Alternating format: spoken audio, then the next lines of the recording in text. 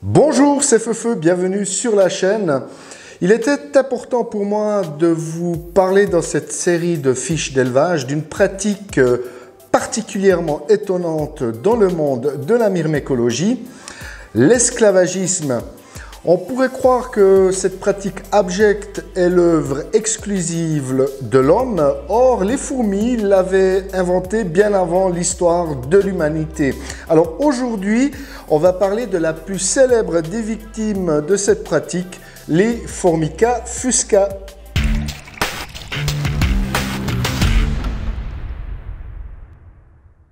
Formica fusca est une fourmi de taille moyenne, vive et très agressive. Les ouvrières ont conservé comme toutes les Formica les ocelles infrarouges céphaliques permettant un repérage dans l'espace plus performant, ce qui explique cette vivacité extrême.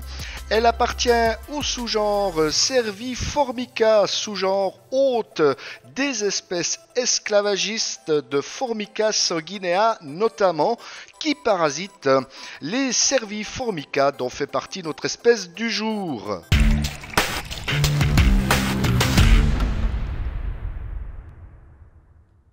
Indépendante et claustrale, la reine fonde sa première génération d'ouvrières en utilisant ses propres réserves de nourriture.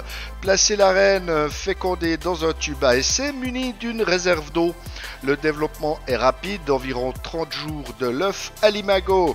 Vous serez surpris par la vivacité des premières ouvrières au regard d'autres espèces à ce stade.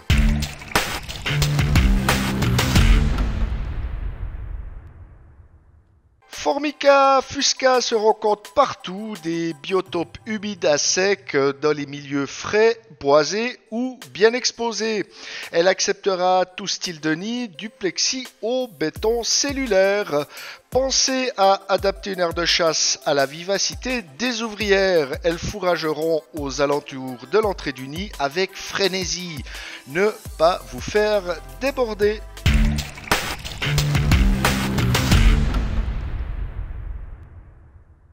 C'est une espèce endogène hétérodynamique. La diapo sera déclenchée par son horloge biologique, indépendamment des températures extérieures.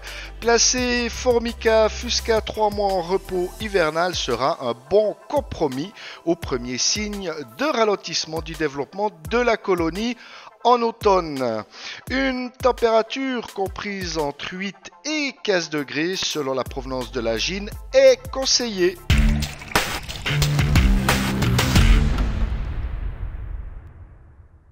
Formica fusca est une espèce omnivore, elle est très opportuniste et apprécie tout autant les liquides sucrés que les insectes. Dans la nature, elle élève de grandes quantités d'aphides qu'elle protège de leurs prédateurs et des autres fourmis afin d'en consommer le miel.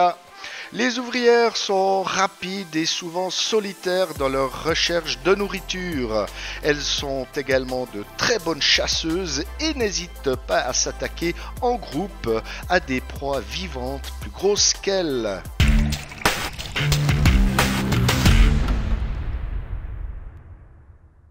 Endémique d'Europe, il ne sera pas nécessaire de les chauffer. Pourtant, une température moyenne de 27 degrés sera idéale pour leur développement.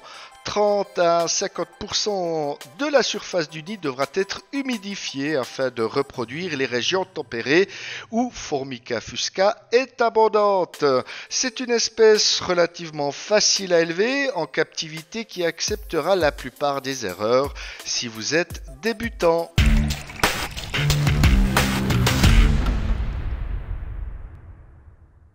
Formica fusca est malheureusement un peu le parent pauvre en myrmécologie puisque c'est une espèce qui se différencie peu d'autres Formica beaucoup plus célèbres et intéressantes. Elle vous fera même penser à des Lasius sp noirs, voire même à des Coponotus vagus.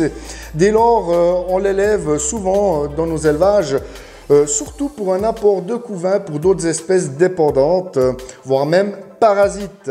Demain, pas de vidéo d'élevage, de fiche d'élevage, pardon, puisque c'est vendredi et c'est le jour de la vidéo principale de la chaîne à 18 h. Je vous donne donc rendez-vous samedi pour une autre vidéo de fiche d'élevage. Salut!